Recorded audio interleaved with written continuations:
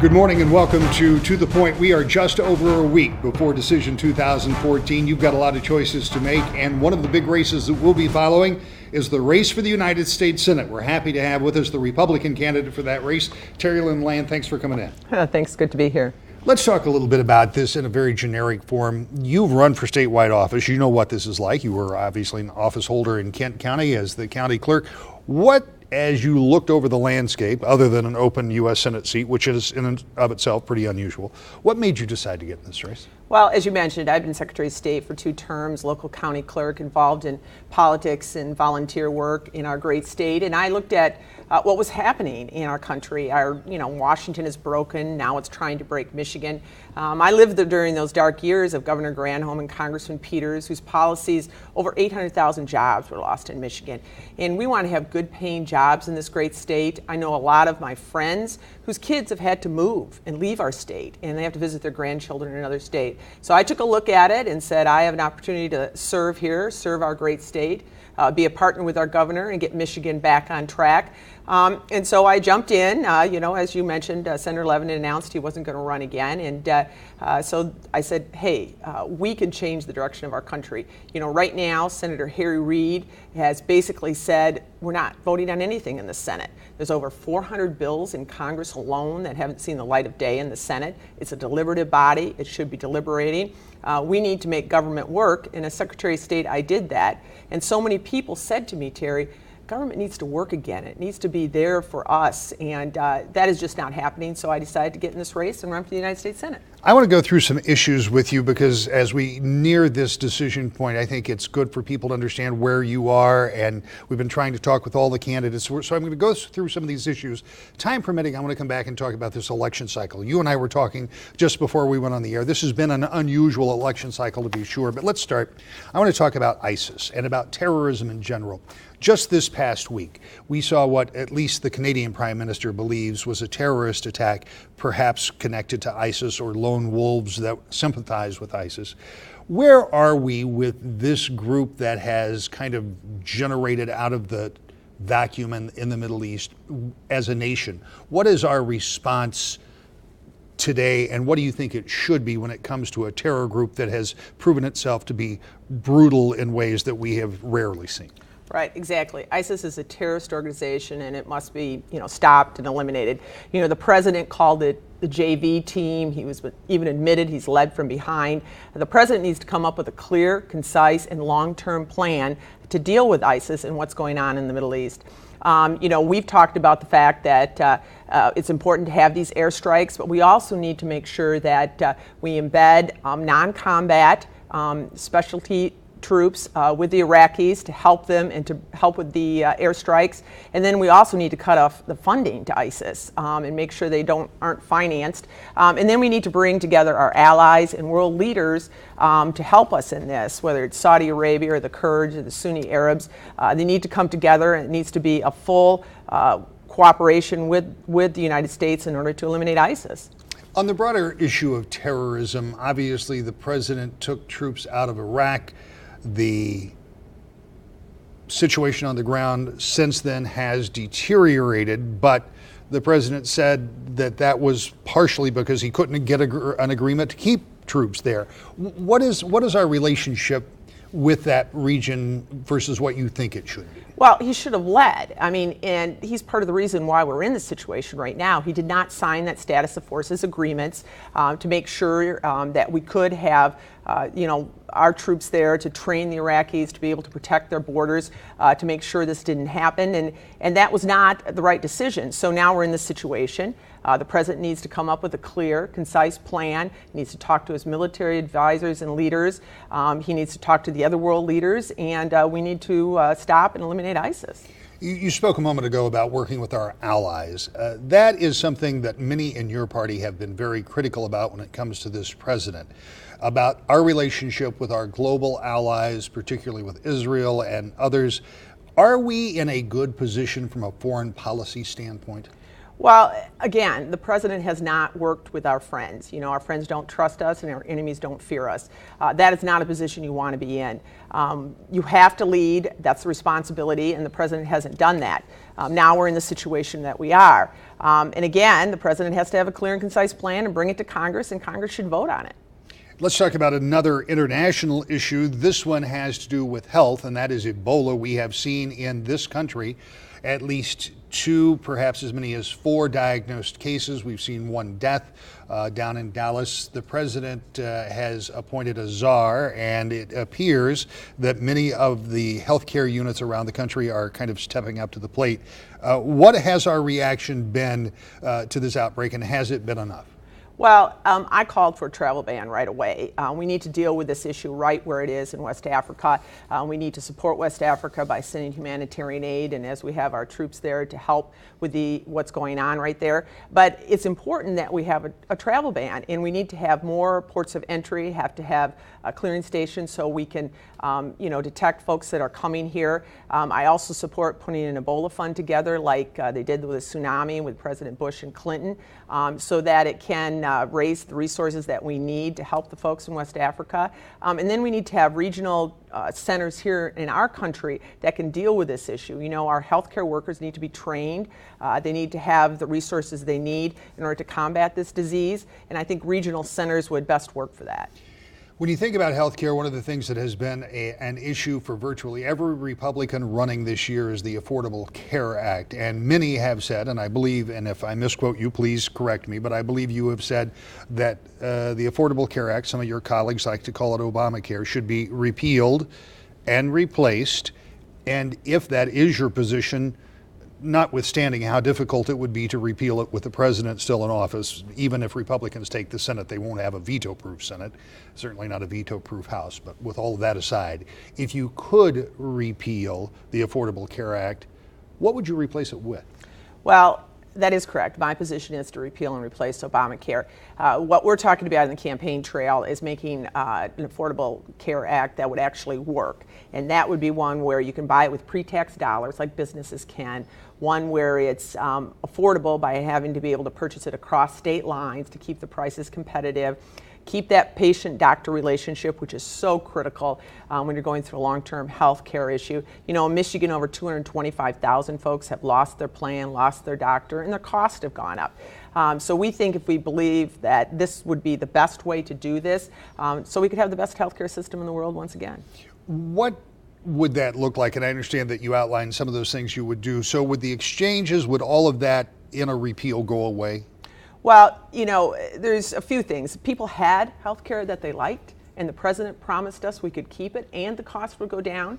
So if you had it so the folks that could keep what they had, go back to that, and then take the provisions that I talked about, you know, make it portable, costs go down, transparent. That's a big issue too. I've talked to a lot of people and they don't know what the costs are going to be. And so if you want to plan and decide what health care you want to pick from, you don't know what the costs are. So it should be transparent.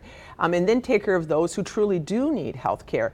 There's folks that do need our help and we should help them, but let the folks who had the health care plans at work keep them. All right, let's move on to another issue. This would be a lightning rod in any time period, but right now, given some of the things we just talked about, both terrorism and healthcare issues, the idea of immigration reform continues to be a topic of conversation across this country in races like yours and certainly in Washington, D.C. But it's not just certainly is a matter of difference of opinion between Democrats and Republicans, but it's also a difference of opinion between Republicans and Republicans. There are a lot of variables. Talk to me about immigration reform from your perspective. If it does indeed need to be reformed, what does it look like? Well, the immigration system does need to be reformed. I had an opportunity to work with the Department of State when we created the enhanced driver's license for Michigan, which is a citizenship card that allows you to go to Canada, Mexico, and the Caribbean with the driver's license. And it was a very frustrating experience, to be honest with you. The State Department is a little old and archaic in the way they do their work, and that's a frustration for those folks who are here legally and want to know what their status is. I've talked to a lot of people who are going through the process legally, but it's taken them years to find out from the Department of State what their status is and their ability to become a citizen. So we need to reform that. That should go faster and quicker for those folks who want to do it the right way and want to do it legally. Also, too, the children that have come over the border, my heart goes out to their parents and them. You know, I'm a mom, and think that those kids are over here without their parents is not a good situation. We need to put the time and resources in to get those kids back. Now, they're here on refugee status. Well, definitely they should get through the process and get through the system quickly. And then we need to secure the border. That's just paramount. We need to make sure that the U.S. Border Patrol has enough resources to hire the Border Patrol agents they need, the high-tech security equipment, and the fence. All of that has to be done together. Is a guest worker program part of immigration reform, given the fact that here in Michigan we rely on folks who come here for seasonal work from time to time? Is that part of immigration reform? Yes, we talked about that in our campaign right away in the beginning. Again, having worked in the Secretary of State's office, I work closely with the autos, and they need H-1B visas, and they need more of them, and we need to expand that. The governor wants to do that. I support him on that. And then guest workers in the agriculture industry. I was endorsed by the Farm Bureau and the Cattlemen's Association, and they need more workers, and we need to have a way that we can do that legally and expand that also. There's a lot more to talk about. This is a big race. It's an open U.S. Senate seat. Doesn't happen very often. Terri Lynn Land is the Republican candidate, and we'll be back. Talk with her more when we return to The Point in just a moment. Welcome back to The Point. This morning we're talking about the race for the United States Senate. Republican candidate for that office, Terri Lynn Land, is my guest. Let's talk a little bit about spending. That has been an argument that has raged in Washington, well, I guess all my life, but in the past few years it has become a particularly pitched battle. A year ago we had just seen at least partial government shutdown because an agreement couldn't be reached. Where are we in this country on spending? Your party generally advocates less spending as Republicans. If you believe that's part of the process, what does that look like? Because less spending means something's not going to get funded somewhere, right? Right. Well, exactly. We need to balance the budget, and it's just not a good situation when you've got the U.S. Senate right now, which hasn't balanced a budget in over 4 years. They haven't addressed the issue. It's a tough job. I'm not going to kid you, but we need to balance the budget, eliminate the deficit, and reduce the debt. And how we can do that is by looking at each program and each department. When I was Secretary of State, we did that. As you know, those were the tough years. Literally looked at every program, every department, consolidated, eliminated it, and made those tough decisions. Otherwise, we never would have survived the tough times here in Michigan. And that's what needs to be done here too. So that would be priority number one. You are keenly aware that every dollar that flows through government, be it county or state or federal, no matter how ridiculous somebody might stand up and try to make that spending sound, it has a constituency at the other end. Right. And when you cut that dollar, that constituency is unhappy. So where do you start? I mean, obviously there are some big items out there that include some Social Security, Medicaid, defense. I mean, in order to get that under control, don't you have to look at some of the big ticket items? Well, the biggest one is Obamacare. That is a huge item, so that would be number one for me anyways. And but again, like we did in the Department of State, we looked at each program and see whether it worked or whether it was old or archaic. We could just eliminate it. And those are tough decisions. When I was Secretary of State, we made a lot of tough decisions. We consolidated offices. I moved offices, and a lot of people were not happy about that, but it ended up working and ended up saving money, and we delivered better services. So those are very tough decisions. I agree, but they have to be done. If we would have been sitting here 10 years ago talking about running for any offices in the state, the only thing I would have talked to you about was jobs. Jobs, jobs. In that 10 years, things have changed to some degree, but there are still a lot of people, not just in Michigan, but around the country that are still looking for jobs. The economic recovery has not left people perhaps making as much money as they once were. Maybe they're working multiple jobs. What can the federal government do?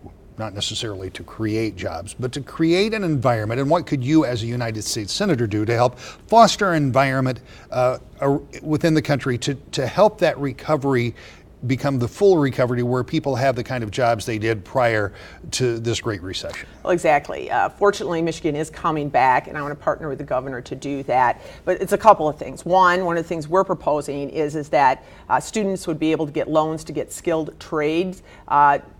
just like you do for a liberal arts degree, but you could get a degree in the skilled trades and allow that to happen and have government loans for that. That would be a good paying job for folks here in Michigan. And there's a lot of businesses. We've been across this state talking to businesses, and they need more skilled workers. So that would be one place to start. Then it's also about businesses. They need to have predictability. I'll tell you, when I've talked to businesses, it's not only about lowering taxes and lowering the corporate tax rate, but also just having some predictability. They said just, 5-10 years, keep it on the books so we can plan, we can grow our business, we can hire more workers. But if we don't have that predictability, that makes it tough to do that. And also predictability in regulations. The EPA has put in new regulations that's truly going to hurt Michigan. It'll increase utility costs. It's putting the pedal to the metal on the utilities to reduce their greenhouse gases, but they're doing it already. And these rules will increase the cost not only for homeowners, but for manufacturers. And that's not good for Michigan. We need good paying jobs in this great state. In fact, there's an example of it going on right now in the Upper Peninsula, and that's for Skill's energy plant, where they really are an older plant, and in order to put in the new requirements or to close it down, they're going to increase their utility costs up there by $30, $40 a month. And that's just going to be too hard on Michigan right now. You talked about eliminating greenhouse gases. Talk to me about the environment and climate change, because nobody tells me this for sure, but I have a feeling that the next group of senators that will be elected this year and in 2 years in some form are going to be dealing with this issue of climate change, about which there is not unanimous agreement, though many people believe climate change is real and many others believe it is human caused. Is climate change real, and is it something that's caused by humans?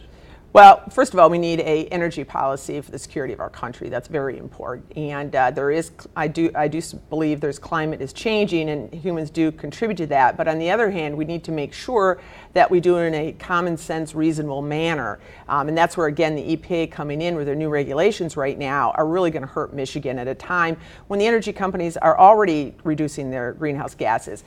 So we need to do it in a good manner and to be able to keep good jobs. I support the Keystone Pipeline. Congressman Peters does not. That's about energy security in our country, and then also making sure that we have good paying jobs in this country, and it's very important that we do that.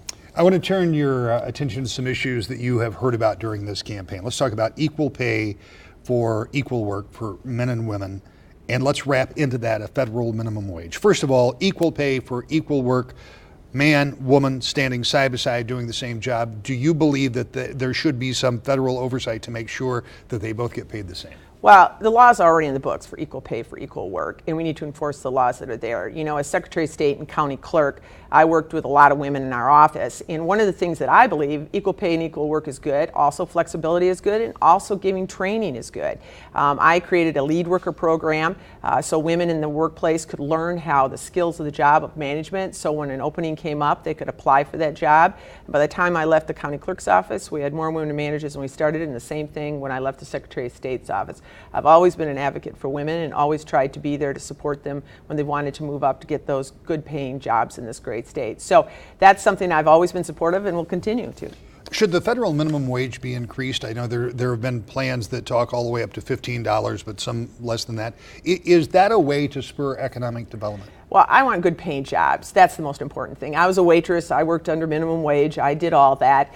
But I do believe it's up to the states. And as we did do this in Michigan, and the legislature did increase the minimum wage in Michigan, which I think is the best way to do it. Living in Michigan is different than living in New York. Every state should have the ability to set their own minimum wage. Let's talk about something else the courts are looking at right now, and it certainly has an impact on Michigan. Same-sex marriage, and we have seen kind of a divided decision by courts for different states where it has been re-implemented, and there is still the question about the scrutiny on the one man, one woman law that has been passed here in Michigan. What is your take on this? Where do you stand on same-sex marriage, and what is the appropriate government role in that? Well, I support marriage between one man and one woman, and my position has been that it should be left up to the states. Is this an issue that ultimately will be looked at federally? Obviously, federal courts are going to look at it.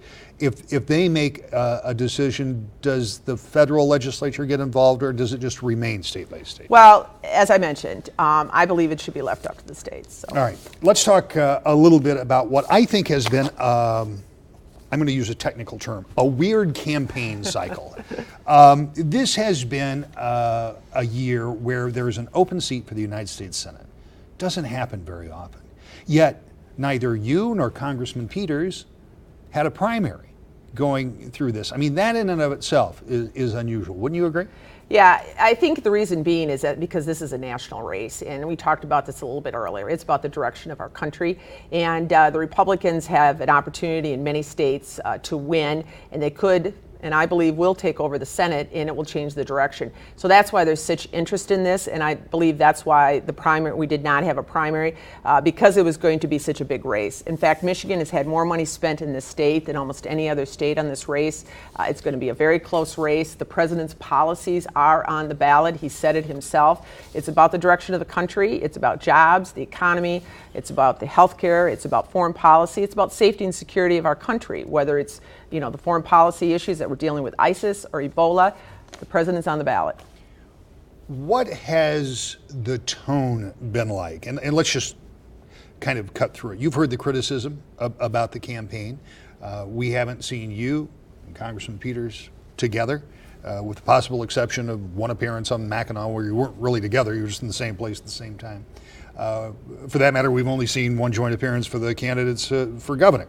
There's no handbook, there's no rule book that says you have to do that. But for those of us who cover politics, we've become accustomed to that, and it has become part of the landscape. Why has that changed? Well, I'm not sure it's changed. Pete Hoekstra ran against Debbie Stabenow, and they never had a debate. I think the last Senate debate was when Mike Bouchard ran against Debbie Stabenow a few years back. Michigan just really hasn't been part of that. But we've been out there, I'll tell you. The national media, this is a national race, as I mentioned. It's because of majority. It's about the direction of our country, and it's about Senator Harry Reid's policies and the president's policies, and whether or not people want to continue with that or have a change. So it has been a huge discussion. There's a lot of media nationally and here in Michigan that have covered this race. There's stories every day. I think there's a lot of information. I'm out all the time talking to voters, and we did try to put together a debate. I agreed to it, and unfortunately Congressman Peters did not. Let's, in the 60 seconds or so that we have left, you've served as National Committee woman, you served as Secretary of State, you've served as county clerk, you've been very involved in this. You talk about the Republicans taking the majority in the Senate. As you said here today, as we do this a little over a week out, this airs on Sunday morning, what is the most important point of this election cycle? Because millions and millions of dollars will be spent, hundreds of millions across the country.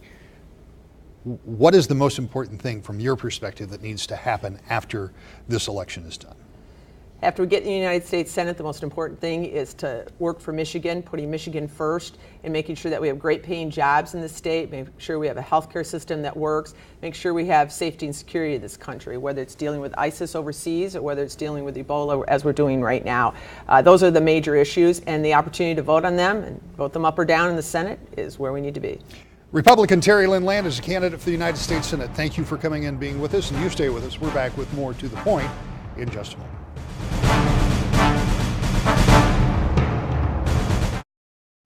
So here we are, just over a week before Decision 2014. This is a big election, and you have a lot of decisions to make.